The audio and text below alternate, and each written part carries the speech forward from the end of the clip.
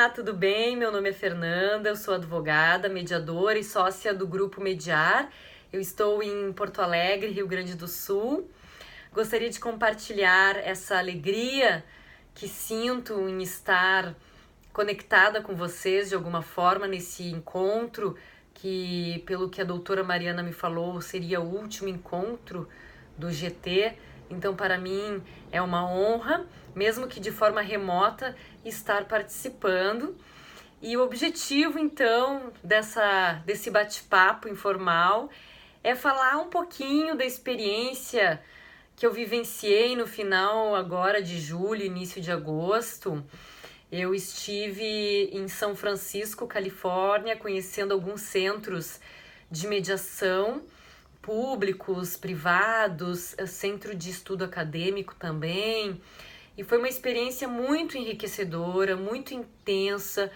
Uma lástima que temos pouco tempo, eu não vou conseguir detalhar todas as experiências incríveis e o modus operandi deles que eu pude de forma próxima acompanhar, mas eu desde já deixo meu e-mail para que vocês encaminhem qualquer dúvida que queiram sanar, qualquer outro detalhe que queiram ter um maior aprofundamento, mandem um e-mail para mim, contato@grupomediar.com. Fico à disposição, tá bem? Então vamos lá. Bem, eu antes de pontuar dois casos que eu gostaria de trazer a vocês, eu pensei dois casos de ODR no setor privado e no setor público. Mas antes de poder falar um pouquinho desses casos, eu queria fazer um apanhado, uma contextualização histórica que justifica o crescimento e a evolução da mediação e, como efeito disso, também uma consolidação das ODRs. Nesse momento em que estive lá, eu pude visitar, já vou entrar no contexto histórico, mas antes queria pontuar quais os lugares que eu pude visitar.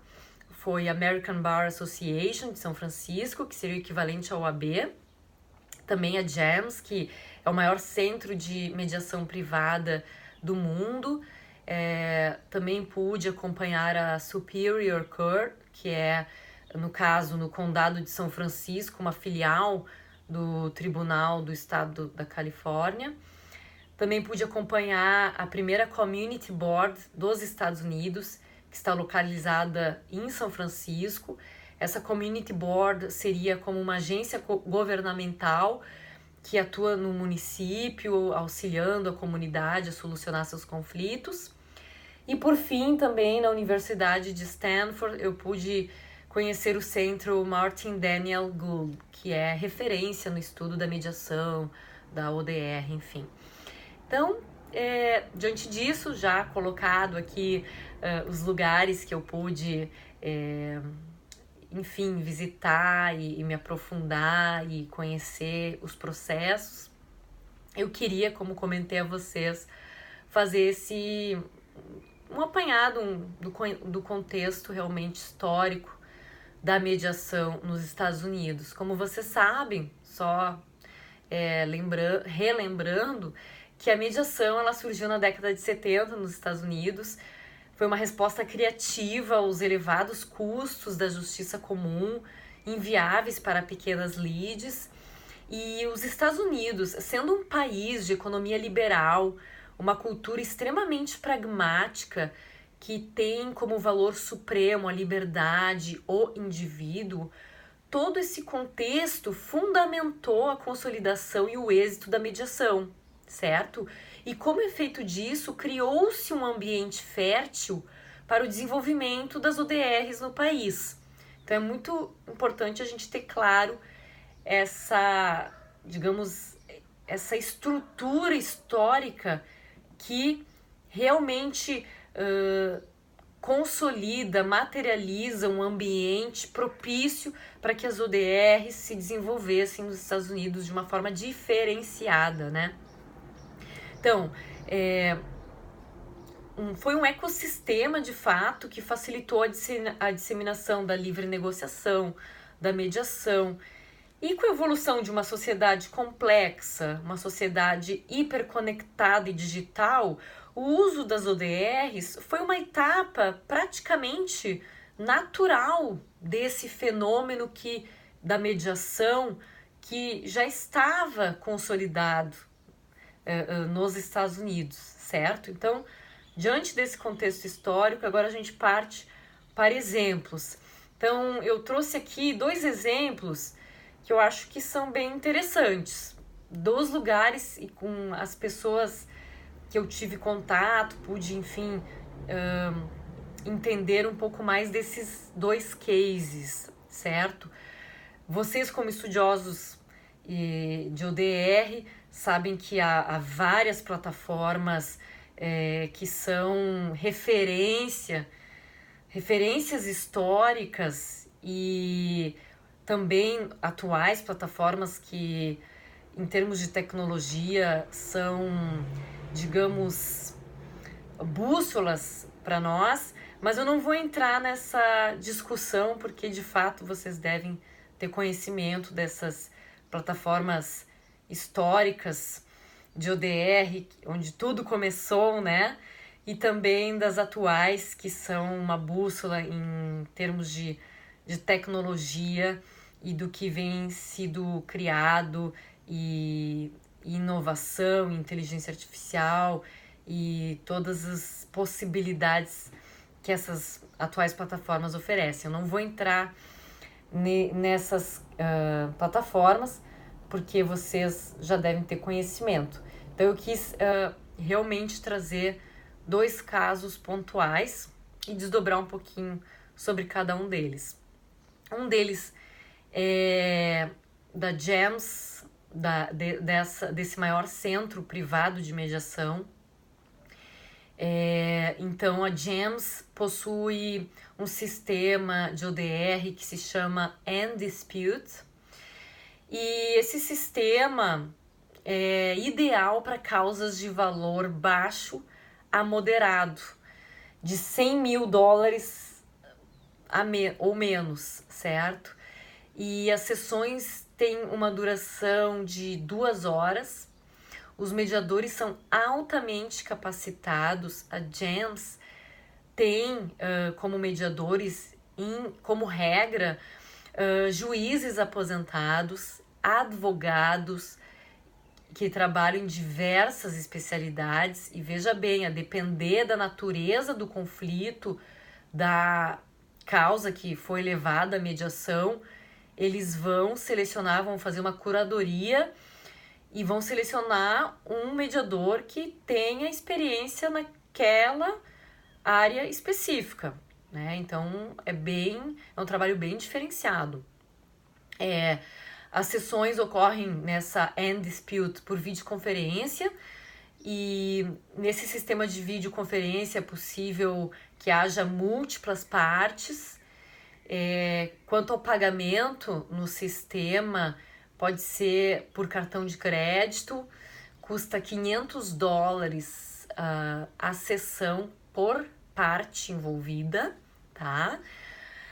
O sistema da End-Dispute possibilita sessões privadas com cada parte e o mediador, que na mediação a gente conhece como caucus, as sessões privadas.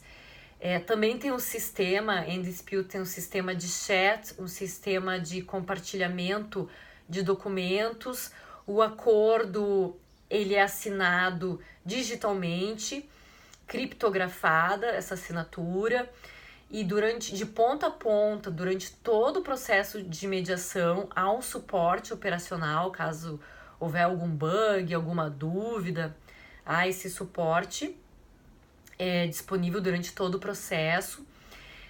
Também interessante que há um case manager, que no início, quando o solicitante busca a plataforma End-Dispute da GEMS, esse case manager ajuda o solicitante, ajuda as partes a selecionarem o mediador com o perfil mais adequado para o caso, a depender da especialidade do mediador. Como eu havia dito para vocês, que há advogados com diversas áreas de especialidade, e eles vão selecionar o mediador que tem o perfil mais adequado. As partes, quando aceitam mediar, recebem toda a informação do acesso, todo o passo a passo por e-mail, também recebem um termo de adesão e de confidencialidade para que possam assinar antes que ocorra a sessão de mediação. A plataforma N-Dispute, ela está disponível em todo o território norte-americano. E o interessante é que o N-Dispute, ele, como eu falei para vocês, conta com mediadores que são juízes aposentados, advogados especializados em diversas áreas. E 2 dias antes da sessão, esse mediador vai solicitar às partes um briefing do caso para que ele já possa ter uma orientação.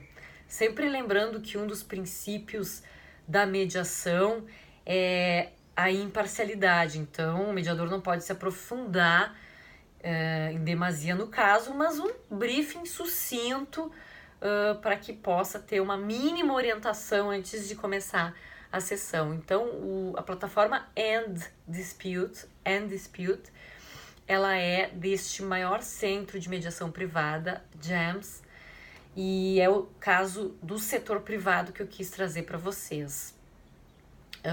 Lá eu tive contato com o David, foi muito solícito em explicar tudo isso para mim. E também tem um caso muito interessante no setor público, de um condado do estado da Califórnia, que é o Orange County Small Claims. É um sistema desse condado. Todos os condados têm esse sistema de atendimento de Small Claims, que seria o equivalente ao nosso JEC. E no condado Orange County, eles proporcionam aos seus cidadãos a possibilidade de resolverem conflitos pela plataforma Orange County Small Claims, que é uma plataforma desse JEC, digamos assim. Então, algumas características, né, dessa plataforma que atende a população e é uma plataforma do setor público. Ela é inteiramente gratuita. Os mediadores, eles são de uma organização não governamental, Waymakers, o nome dessa ONG, e eles atuam, então ficam à disposição na plataforma para atender essa população. Eu fiz uma colinha aqui porque é tanta informação que eu colhi e eu tive que fazer essa colinha para falar para vocês. As negociações, então, há 2 estágios. O primeiro estágio é que as partes se conectem na plataforma e realizem uma negociação. Então, o primeiro passo é uma negociação. Não havendo êxito na negociação, aí sim o segundo passo é a seleção de um mediador. Essa seleção, então, ela é feita também de forma que possibilita os mediandos, as partes, escolherem qual mediador que eles querem. Eles podem escolher esse mediador que vai estar na sessão online. Tendo esse acordo na sessão, ele é feito e assinado no final, e depois do acordo, a plataforma da Orange County Small Claims solicita que haja um feedback dos participantes, uma pesquisa de satisfação para que eles possam sempre melhorar o sistema, melhorar os próprios mediadores. Então, é gratuito, mas em contrapartida, eles pedem essa pesquisa de satisfação e também, eventualmente, se alguém quiser fazer uma doação à plataforma, também é possível, né? Olha, uma coisa que eu achei muito interessante nessa plataforma é que as partes durante a sessão, pode haver reagendamento, pode haver mais de uma sessão, certo? O mediador, ele fica disponível 24/7, ou seja, ele fica disponível a qualquer momento para responder, como se fosse um plantão, para responder qualquer dúvida das partes envolvidas naquela causa. Então, qualquer dúvida que houver no decorrer do processo de mediação, o mediador fica à disposição como um plantão, como um sobreaviso, né? Como um sobreaviso para poder sanar as dúvidas dos mediandos.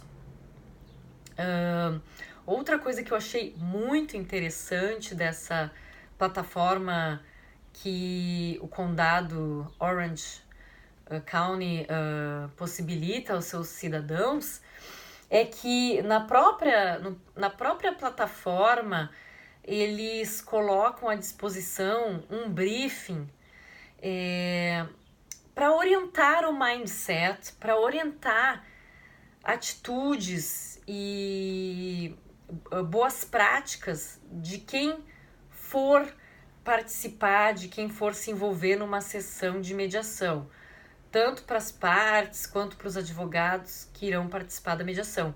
Então, nesse briefing, que tem como objetivo construir o mindset dos participantes, ele é um briefing que prepara para que haja uma postura correta e para fazer um teste de realidade, para que as pessoas possam ir numa sessão com as expectativas corretas, certo? Do que é possível, do que não é. É um teste de realidade. Então, muito legal esse briefing para já preparar, seria como uma pré-mediação, preparando psicologicamente, preparando o mindset e otimizando a chance de que haja um consenso na sessão, justamente porque as partes vão vir mais preparadas para essa sessão. Então, eles disponibilizam na plataforma esse briefing para que as pessoas leiam e se preparem com atitudes corretas, com as informações corretas de como é o procedimento e o que se espera delas. Outra coisa bacana é que há também uma orientação básica sobre os casos mais comuns de small claims, importante salientar que eles atendem casos de pequena monta, certo? Então, eles colocam ali os casos pontuais mais comuns de conflitos. E eles, o mediando, a parte pode clicar naquele caso e verificar aquele checklist de